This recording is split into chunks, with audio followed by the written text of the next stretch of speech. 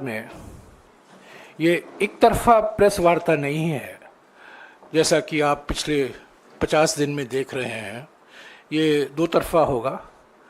ये बयान देंगे, आप सवाल पूछेंगे और सभी सवालों का जवाब आपको खड़गे जी देंगे। मल्लिकार्जुन खड़गे जी। कुछ बचे कुछ तो आप भी दे दो।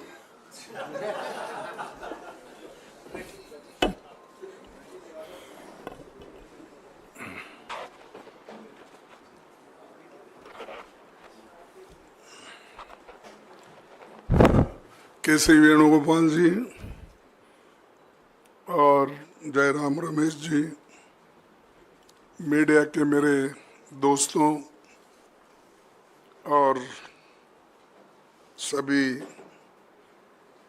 भाइयों, आज हमने जो ये प्रेस कॉन्फ्रेंस बुलाई है, ये इसलिए कि मैं सारे स्टेट्स में घूम के आने के बाद क्या स्थिति है और हमारे नॉलेज में जो आया है, हमें जो फीडबैक मिला है, और उस फीडबैक के आधार पर हम आपको चंद बातें बताएंगे। वो ऐसा भी नहीं हो सकता कि पूरा अभी सभी कुछ हमारे पास है। जो जो लोग आए हमको फीडबैक दिए, और खास करके आप लोगों का मैं शुक्रिया अदा करता हूँ कि पूरे मीडिया के हमारे भाई लोग, या चाहे वो प्रिंट मीडिया हो, चाहे वो टीवी हो और यूट्यूब वाले, सभी लोग बहुत इस चुनाव को शांति के साथ करने के लिए कोऑपरेट किए, और कोई ऐसा इश्यू हमारे सामने नहीं आया कि भाई इन्होंने इस इलेक्शन को खराब किया, गलत करा। ये चीज़ें तो नहीं हुई। इसीलिए मैं पहले आपको सभी को धन्यवाद देता हूँ, और सभी मीडिया के हमारे जितने भी फ्रेंड्स हैं, रियली आई थैंक देम। ये कल प्रधानमंत्री मोदी जी ने सारी दुनिया को ये बताया कि उनको महात्मा गांधी के बारे में रिचर्ड एटनबर्ग की फिल्म देखने के बाद पता चला। मुझे हंसी आती है कि एक फिल्म देने के बाद दुनिया को महात्मा गांधी जी का परिचय हुआ। ये कहना एक प्रधानमंत्री जी के लिए मैं समझता हूँ क्या अज्ञान समझो, या वो पढ़े नहीं महात्मा गांधी के बारे में। कम से कम हमारे वक्त तो ये था कि नॉन डिटेल था महात्मा गांधी जी के ऊपर, और अगर पढ़ते या पढ़े होंगे मेरे को मालूम नहीं, ये ऐसी बातें नहीं बोल सकते थे। सारी दुनिया जानती है महात्मा गांधी जी को। यूएनओ के सामने स्टैच्यूज है, और जैसा कि बहुत से नेता लोग महात्मा गांधी जी का गुणगान करके कम से कम 80-90 देशों में उनकी स्टैच्यू है। यूएनए से लेकर हर जगह, हर कंट्री में जहाँ पर भी जद्दोजहद हो गई है, और जो अहिंसा के आधार पर जो लोग आज़ादी पाए, उन लोगों को सबको मालूम है। लेकिन किस वजह से हमारे देश के प्रधानमंत्री ये बात कही, ये मुझे बहुत आश्चर्य लग रहा है। और ऐसा ही हो सकता है जैसा महात्मा गांधी जी जो काम किए, जो कहे, उसके बारे में पता नहीं है, तो मैं समझता हूँ संविधान के बारे में भी उनको पता नहीं होगा, नहीं तो ऐसा बातें बोलते नहीं थे। और आज दुनिया में महात्मा गांधी जी का जो नाम लिया जाता है वो इस देश के आज़ादी दिलाने में और इस देश को बनाने में, और गरीबों की वो बात करते थे, अहिंसा की, विकास की, और यहाँ तक कि उन्होंने अपने आज़ादी के बाद आप कैसे देश को देखना चाहते हैं तब पूछा, तो उन्होंने कहा कि मैं ऐसा देखना चाहता हूँ जो भी गरीब है, जिसके आँखों से पानी निकलती है, वो उसके आंसू पूंछने का काम जरूर होना, और हर एक को पेट भर के खाना मिलना, कपड़ा मिलना, मकान रहना, ये उनका एक स्वराज की कल्पना थी और स्वराज के लिए वो लड़े लाए। इसीलिए हम उनको नमन करते हैं। और जो लोग मोदी जी या और कोई भी बीजेपी में है, उनको अगर ये वो इग्नोरेंट है, तो मैं यही करूँगा कि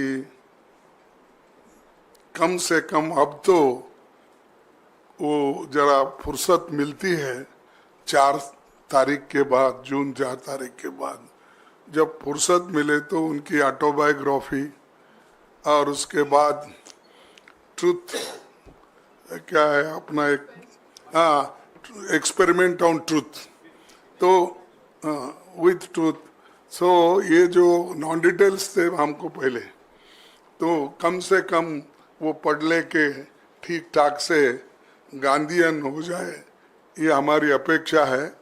सिर्फ विवेकानंद के इस पे जाके बैठने से या समंदर में डुबकी मारने से या गंगा में डुबकी मारने से ये ज्ञान नहीं आता, इसको पढ़ना भी पड़ता है, सोचना भी पड़ता है। इसीलिए मैं आपके सामने उनके बड़े जो विचार रखे उन्होंने देश के सामने, ये बताना चाहता हूँ। और हम हमेशा जो गांधी जी अहिंसा की पॉलिटिक्स करते थे, उन्होंने कभी भी नफरत की पॉलिटिक्स नहीं की और किसी के ऊपर उनका नफरत नहीं था। तो आज का जो हमारे मोदी जी का जो कोशिश है वो सब नफरत से भरा हुआ है, और बगैर कोई भी बात करने दो, वो उसमें थोड़ा सा तो नफरत रहता ही है। तो हम एक सर्वोदय, सबकी भलाई हो, इस पे हम ध्यान देते हैं। और साथियों, आज शाम चुनाव प्रचार खत्म हो जाएगा 6 o'clock। 18वीं लोकसभा के लिए हो रहा ये चुनाव लंबे समय तक याद रह जाएगा। इसलिए याद रह जाएगा, इस चुनाव में देश का हर एक नागरिक जाति, धर्म, पंथ, क्षेत्र, लिंग, भाषा को भूलकर लोकतंत्र और संविधान बचाने के लिए एक साथ आया है। प्रधानमंत्री और भाजपा के प्रमुख नेताओं ने लोगों को धार्मिक और विभाजनकारी मुद्दों को ऊपर गुमराह करने के अनगिनत प्रयास किए। इसके बावजूद लोगों ने डाइवर्शन, ये लोग डाइवर्ट जो करना चाहते थे, वो उसके बजाय मुद्दों को चुना और हमने मुद्दों के ऊपर वोट मांगा। और आज मैं देखता हूँ, कल भी मैं उड़ीसा में था, वो भी उड़ीसा में थे, बालेश्वर और भद्रक और एक जगह है जो भद्रक क्या कुछ है, हाँ, तो वहाँ पर भी मेरा भी भाषण था, फिर बालेश्वर में था, उनका भी बालेश्वर में था। तो यहाँ भद्रक में तो वो नहीं आए, वो उधर से उधर उड़ान उनकी हो गई। मेरे को 1 घंटा परेशानी उठानी पड़ी, क्योंकि जब तक वो नहीं उड़ते मैं नहीं उड़ सकता। तो फिर भी वहाँ हम बैठे रहे कार में। फिर उसके बाद में उन्होंने जाने के बाद हमको पास मिला तो हम निकल गए। तो कांग्रेस पार्टी हमेशा जो सोचती है जनता के समस्या को लेके सोचती है और करती भी है काम, और हम करके भी दिखाए। आपको मालूम है, जब सोनिया गांधी जी चेयरपर्सन थी और मनमोहन सिंह जी जब हमारे प्राइम मिनिस्टर थे, बहुत सी गरीबों के लिए हमने स्कीम लाए। उन स्कीम को भी हमने अमल में लाया और अनुष्ठान में लाकर लोगों को उसका फायदा भी दिया। और मोदी जी सब कहते हैं, लेकिन महंगाई, बेरोजगारी, किसानों की बदहाली, आर्थिक असमानता, संवैधानिक संस्थाओं का दुरुपयोग जैसे मुद्दे को जनता के बीच लेकर गई, और यही मुद्दे समस्त विपक्ष के मुद्दे बने और जनता ने हमें इन पर खुलकर समर्थन दिया। मैं इस मौके पर सभी नागरिकों को, इंडिया गठबंधन के सभी कार्यकर्ताओं को और कांग्रेस के अपने सभी साथियों को बधाई देता हूं, जो निडर होकर अपने इलाकों में सत्ता बल और धन बल के खिलाफ लोकतंत्र के लिए वो खड़े हुए और संविधान की रक्षा के लिए वो खड़े हो गए। इसके विपरीत अगर सत्ताधारी दल भाजपा का कैंपेन देखेंगे और प्रधानमंत्री जी की बात करेंगे, तो उन्होंने पिछले 15 दिन के भाषण अगर आप उठा के देखेंगे, तो मैं 15 दिन के अंदर ही वो मेरे को कितने गालियां दिए, मेरी पार्टी को, दूसरों को कितना बोले, अपने लिए क्या बोले, मैं थोड़ा आपको सैंपल बताता हूं। 15 दिन के भाषण में 232 बार कांग्रेस का नाम लिया, 758 बार मोदी शब्द का प्रयोग किया गया। खुद किरे सो, हम बोले सो नहीं, खुद ही उन्होंने अपने भाषण में ये शब्द इतने बार अपने नाम उन्होंने लिया। 573 बार इंडिया गठबंधन और विपक्षी पार्टियों को, जिससे पता चलता है, विपक्षी पार्टियों की बात की एक बार भी महंगाई और बेरोजगार बात नहीं की, यानी दूसरे चीजें उन्होंने बोली। मोदी का नाम हुआ, हमारा हुआ, गठबंधन का हुआ, लेकिन बेरोजगारी के बारे में एक शब्द भी अपने भाषण में उन्होंने नहीं बोला। तो ये दर्शाता है कि मुद्दों को उन्होंने अलग कर दिया। सिर्फ अपना नाम लेना, प्रचार करना, ये काम उन्होंने करते रहे। उसके बाद में ये कांग्रेस पार्टी की सबसे बड़ी चुनौती थी, चुनाव के ठीक पहले हमारे पार्टी के खाते बंद कर दिए, और जो हमने पैसा डोनेशन के रूप में हमको जो मिला था, और हमारे रिटर्न में फाइल करने में जो थोड़ा सा लेट हुआ, तो उन्होंने कम से कम 135 करोड़ रुपए हम पे सीधा उन्होंने केस किया, और उसके अलावा हमारे जो अकाउंट भी उन्होंने बंद कर दिया, ताकि हम इलेक्शन में उसका इस्तेमाल नहीं करेंगे। यही हमारे साथ में दूसरे पार्टियों के साथ भी उन्होंने ऐसा ही किया। ऐसा किसी सत्ताधारी दल और सरकार ने इस देश में विपक्षी दलों के साथ कभी नहीं किया था। इसके पहले भी संसद के विंटर और बजट सेशन में सरकार का यही रवैया देखने को मिला।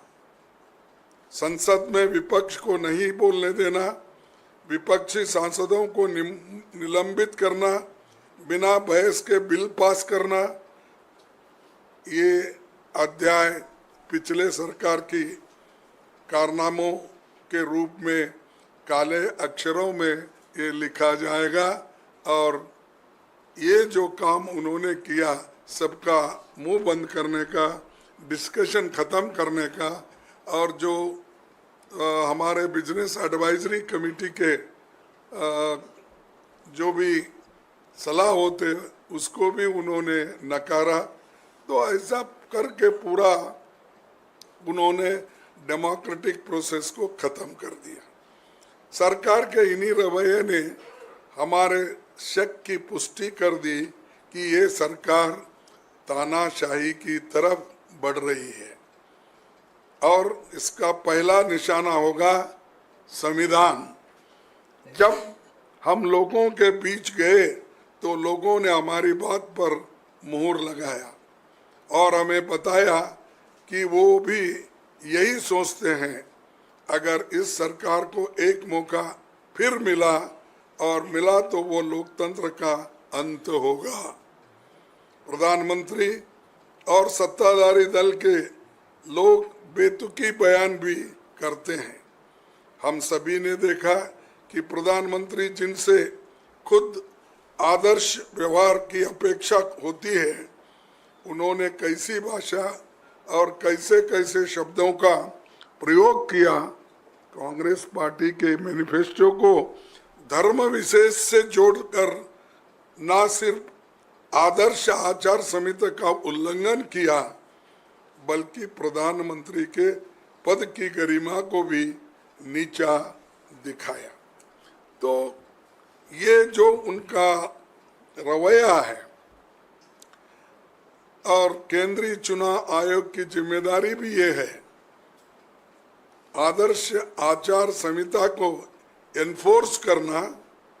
और 16 मार्च 2024 को चुनाव की घोषणा करते हुए कहा था, there shall be no appeal to caste और communal feelings for securing votes. प्रधानमंत्री जी ने 421 बार मंदिर मस्जिद, मुस्लिम और बाकी धर्मों की बात की, समाज को बांटने की बात की। 224 बार उन्होंने मुस्लिम, पाकिस्तान, माइनॉरिटी, इस तरह के शब्दों का भी इस्तेमाल किया। मैंने कहा प्रधानमंत्री खुद 421 बार इस मंदिर और मस्जिद के बारे में किया। 224 बार उन्होंने मुस्लिम, पाकिस्तान, माइनॉरिटी की बात की। लेकिन सीसी इसको जो उन्होंने पहले कहा था, there shall be no appeal to caste और communal feelings of securing votes बोले थे। अब इनके आंकड़े मैं दे रहा हूँ इसीलिए कि कम से कम लोगों को मालूम होने दो कि किस तरीके से ये चल रहा है। और केंद्रीय चुनाव आयोग के जिम्मेदार इसके लिए वो भी जिम्मेवारी है, और आचरण का निष्पक्ष आकलन प्रत्येक भारतीय की अंतरात्मा या आने वाला समय ही कर पाएगा। आखिरी में जो सबसे महत्वपूर्ण बात कहना ये जरूरी है कि एक बार बाबा साहब अंबेडकर अपने संविधान सभा के आखिरी स्पीच का अंश मैं पढ़ता हूं जो उन्होंने कहा था। भक्ति in religion may be a road to the salvation of the soul. Bhakti in religion may be a road to the salvation of the soul. But bhakti in politics, bhakti or hero worship in a sure road to degradation and eventual dictatorship. ये बात constituent assembly के speech में, आखिरी speech में ये बाबा साहब अंबेडकर ने दोहराया था। और ये भक्ति और हीरो वर्शिप जो चल रही है इसमें तो आखिरी ये सभी लोग मिलके डिक्टेटरशिप इस देश में लाना चाहते हैं। और प्रधानमंत्री जी द्वारा खुद को अब भगवान का अवतार भी मान रहे हैं, बताने का प्रयास उनके लोगों ने कर रहे हैं। मैं किसी का नाम नहीं लेना चाहता हूं। सब लोग उनके प्रेसिडेंट से लेकर उनके कैंडिडेट्स और सभी ने उनको एक भगवान का स्वरूप दे रहे हैं और इसीलिए वो खुद को भी भगवान समझ रहे हैं। तो ये जो चीज़ें हैं और आप देखे हैं, सुने हैं या आप सब जानते हैं, फिर भी हम आपको इसलिए बता रहे हैं कि कम से कम देश के सभी जनता को ये मालूम होने दो कि आज के प्रधानमंत्री किस ढंग से वो अपनी बात रख रहे जनता के सामने और कैसा अंधभक्ति, अंधश्रद्धा को बढ़ावा दे रहे हैं। हमें विश्वास है कि 4 जून 2024 को इस देश में जनता एक नई वैकल्पिक सरकार का जनादेश देगी। हमें विश्वास है कि 4 जून 2024 को इस देश में जनता एक नई वैकल्पिक सरकार का जनादेश देगी। इसीलिए 2 बार पढ़ा मैं। इंडिया गठबंधन पूर्ण बहुमत की सरकार बनाएगा और हम सभी मिलकर यूपीए 1 और यूपीए के तर्ज पर इस देश को एक इंक्लूसिव, नेशनलिस्टिक, डेवलपमेंटल सरकार देंगे और सभी को साथ लेकर हम आगे बढ़ेंगे। बस इतना कहते हुए मैं शांति के साथ आप सुनने से आप सबको धन्यवाद देता हूँ। शुक्रिया खरगे जी। आपके सवाल के पहले मैं हमारे आदरणीय अध्यक्ष जी से गुजारिश करूंगा कि उन्होंने बार बार अपने वक्तव्य में संविधान का जिक्र किया है। हमारे नेता राहुल गांधी जी भी अपने सभी सार्वजनिक सभाओं में इस संविधान का जिक्र करते हैं और इस संविधान को भी दिखाते हैं। मैं मल्लिकार्जुन खड़गे जी से और वेणुगोपाल जी से गुजारिश करूंगा कि वही किताब, वही पवित्र किताब जिसको सुरक्षित रखने के लिए हमने अपने चुनाव प्रचार किया है उसको दिखाएं। ये तो देखे हैं, बहुत बार देखे हैं, लेकिन अमल में लाना हमारा काम है। अमल में वो नहीं ला रहे, इसीलिए हम इसको ठीक ढंग से अमल लाने के लिए इसकी बार बार हम दिखाकर लोगों से विनती कर रहे हैं। और ये जो इलेक्शन आज समाप्त हो रहा है इसमें सभी लोगों से भी हमारी विनती है, एक संविधान बचाने का और दूसरा लोकतंत्र को मजबूत रखने के लिए काम करना होगा, वोट देना होगा। वो वोट का अपील भी मैं आपके माध्यम से करता हूँ। शुक्रिया खड़गे जी। हाँ, आपके सवाल संक्षिप्त में एक सवाल। संजीव। हाँ जी। खड़गे जी, आपने अभी कहा कि इंडिया गवर्नमेंट बनने वाली है and you are very confident कि जैसे जनादेश लोग आपकी तरफ दे रहे हैं, तो you are very confident of forming the India alliance government. So मैं आपसे पूछना चाहता हूं कि अभी तक, बिकॉज आपको रुझान भी आ गए हैं, तो अभी तक प्रधानमंत्री कौन होगा इसका चयन हो गया है या कितने दिन में हो जाएगा once the mandate comes?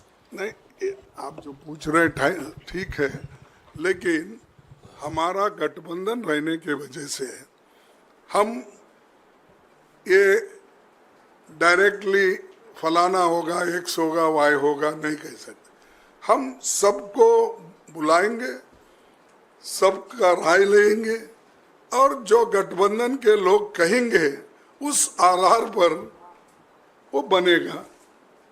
Naturally उस वक्त ये प्रधानमंत्री का तय होगा।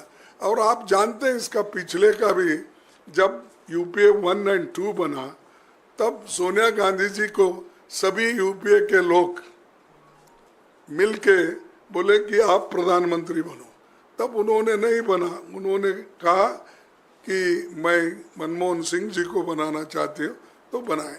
तो इसीलिए हमारे पास सब तरीके के, यानी सबको लेके जाने का हमारा जो मकसद है वो ठीक हो जाएगा। हाँ जी, मौसमी। सर, अभी अभी डेटा आया है कि प्रधानमंत्री ने 206 रैलियां और इवेंट की हैं, बीजेपी की तरफ से आए आंकड़े, और 80 इंटरव्यू दिए हैं, जो कि रिकॉर्ड प्रचार है। और इसी तरह से सरकार बनाकर बीजेपी सारे पिछले रिकॉर्ड तोड़ेगी। उस पर आपकी प्रतिक्रिया चाहिए। सारे पिछले रिकॉर्ड तोड़ेंगे जो बोल रहे हैं, पर इतना क्यों फिर रहे हैं? क्योंकि मैं नहीं देखा 2014 में इतना फिरे थे, फिर 2019 में भी इतना नहीं फिरे। अब क्यों परेशान है इतने जो आपने आंकड़े हमको दिए? 206 रैली उन्होंने की। तो इसका मकसद ये है कुछ तो गड़बड़ है और वो उनको मेजॉरिटी नहीं मिलने वाली है। इसीलिए उनकी कोशिश ये हो रही है कि खुद भी गली गली चले जाए, शहर शहर चले जाए, और गली से दिल्ली तक ये मीटिंग उन्होंने की घबराहट में है। ये 4 जून को ये घबराहट खत्म होगी। हाँ जी, सिद्धार्थ। सर, आपने कहा कि आप इतने आश्वस्त हैं कि उनका प्लेन उड़ेगा तो आपको नंबर मिलेगा अपना प्लेन उड़ाने का। तो आप सब लोग साथ बैठेंगे। उस वक्त सोनिया गांधी जी ने को फैसला लेना था क्योंकि वो कांग्रेस की अध्यक्ष थी। आप आज कांग्रेस के अध्यक्ष हैं और जैसा कि जयराम जी ने भी कहा कि सबसे बड़ी पार्टी का हक होगा, तो मतलब कांग्रेस से ही कोई प्रधानमंत्री होगा।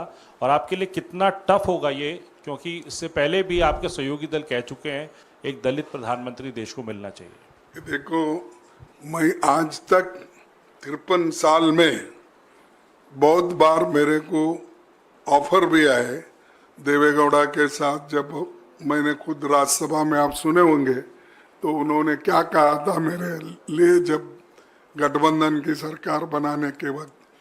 और 2-4 बार मुझे मिलने के बाद भी मैंने कभी, मैं दलित हूँ मुझे दो, या चीफ मिनिस्टरशिप हो, प्रधानमंत्री हो, AICC प्रेसिडेंट, मैंने ये सब कुछ जो है हमारे पार्टी ने दिया है।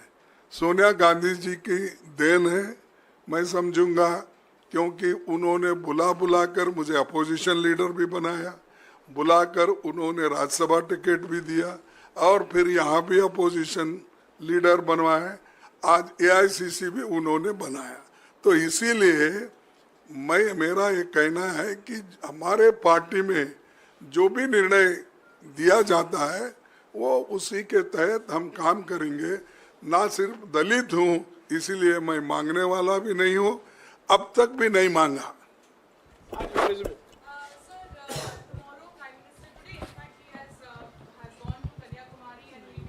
Meditation there. You have also, Congress party has approached the election commission also. How do you, what is going to be, because there has been no response from election commission, do you think this is clear violation of MCC and there should be some action that should be taken by election commission at this point? No, that already these people have represented. He will answer for this. हमें कोई इतराज़ नहीं है 1 तारीख के बाद कहीं भी जाएं मेडिटेशन के लिए, पर कल मेडिटेशन और परसों मेडिटेशन के लिए जो जा रहे हैं, ये आचार संहिता का बिल्कुल स्पष्ट उल्लंघन है। ये हमने चुनाव आयोग को अवगत कराया है। 1 तारीख के बाद वो कहीं भी जाएं मेडिटेशन के लिए, और 4 तारीख के बाद तो परमानेंट मेडिटेशन होगा उनको, क्योंकि वो निवर्तमान प्रधानमंत्री हैं। खरगे जी एक सवाल है। प्रधानमंत्री जी आज कहीं चुनावी सभा में थे, उन्होंने कहा कि 4 जून के बाद बड़ा पॉलिटिकल स्टॉर्म आने वाला है देश में। तो क्या आप डिकोड कर सकते हैं कि किस तरह का पॉलिटिकल स्टॉर्म होगा? और दूसरा एक छोटा सा सवाल ये है कि प्रधानमंत्री जी को मेडिटेशन पर जाने की जरूरत होती है, आप भी एक्सटेंसिव आपने प्रचार किया, क्या आपको भी अगले 1-2 दिन कहीं बाहर जाना है, कहीं आराम करना है, कोई मेडिटेशन करना है? देखिए, एक तो आपने पहला सवाल क्या पूछा? देखिए, प्रधानमंत्री जी ने कहा कि 4 जून के बाद, वो तो स्वेरिंग इन सेरेमनी का ओथ की तारीख भी बता रहे हैं कि 10 जून। तो आप डिकोड कर सकते हैं कि किस तरह का पॉलिटिकल स्टॉर्म आने वाला है देश में? नहीं भाई, क्या आने वाला उनको मालूम, लेकिन वो जाने वाले जरूर है, ये तो मैं कह सकता हूँ। वही उनको डर होगा, यही भूकंप आने वाला है बोले तो उनके लिए आने वाला है, हमारे लिए नहीं है। हम गठबंधन की सरकार बनाएंगे और 4 जून को हम लोग उनको सत्ता से हटाएंगे। खरगे साहब, आपने 1 तारीख को मीटिंग बुलाई है तमाम अपने सहयोगी दलों की, इंडिया गठबंधन के दलों की। क्या एजेंडा होगा उस मीटिंग का? क्या उसमें प्रधानमंत्री के नाम को लेकर भी चर्चा होगी? और मैं एक और चीज़ पूछना चाह रहा था कि बार बार जयराम जी कहते हैं कि 140 का आंकड़ा जब जब आपने पार किया है तब आपने सरकार बनाया है या फिर सरकार बनाने से बीजेपी को रोका है? क्या 140 के आंकड़े को आप पार कर पा रहे हैं इस बार कांग्रेस पार्टी? ये देखिए, जब हम बीजेपी की सरकार को सत्ता में आने से रोक रहे हैं और मोदी जी को प्रधानमंत्री बनने से रोक रहे, इसलिए उतने आंकड़े हमारे पास है। तो इसीलिए इसमें कोई संशय की बात नहीं है कि हम जरूर उनको सत्ता से हटाएंगे। और दूसरी बात आपने कही कि 1 तारीख की मीटिंग है, ये तो इनफॉर्मल मीटिंग है। हम काउंटिंग के दिन क्या क्या स्टेप्स लेना और क्या क्या करना, इसके बारे में सोच रहे हैं, दूसरे किसी चीज के ऊपर मीटिंग नहीं है। That's all. ममता बनर्जी ने कहा है कि वो 1 तारीख की मीटिंग से दूर रहेंगी, इस पर क्या स्टैंड होगा? देखिए, हमने बोला ना, ये तो इनफॉर्मल मीटिंग है, इसमें हम सिर्फ काउंटिंग के दिन कैसी हमारी तैयारी होना चाहिए और कैसे हमारे लोग अलर्ट रहना चाहिए, ईवीएम के बारे में हो या काउंटिंग के जो 17C फॉर्म, ये इसका कैसा इस्तेमाल होता है उसके बारे में, ये जो जनरल है, इसका कोई इसमें, अब उन्होंने ये भी लिखा है हमको कि उस दिन मैं इलेक्शन में बिजी हूँ और खास करके उनके जो अभिषेक का इलेक्शन भी उसी दिन है, इसीलिए मैं बिजी हूँ बोल के उन्होंने इत्तला किया है। तो इसीलिए इसमें कोई ये बात नहीं, just for our own sake ये मीटिंग कर रहे हैं, हमारे लोगों को ट्रेंड करने के लिए और एक इंफॉर्मेशन देने के लिए। हो गया आपका सवाल।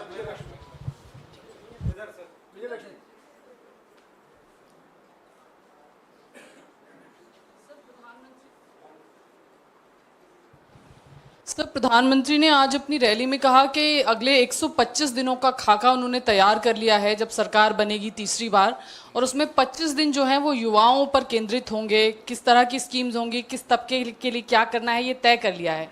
आप लोग अगर कह रहे हैं कि आपकी सरकार बन रही है, तो क्या आपने भी कोई रोड मैप तय कर लिया है अपने लिए? देखो, उन्होंने क्या करते हैं हम उधर देखते नहीं, हम क्या करने वाले हैं वो पूरा हमने बता दिया। हमारा गारंटी कार्ड आपके सामने है, वो काम हम शुरू करेंगे।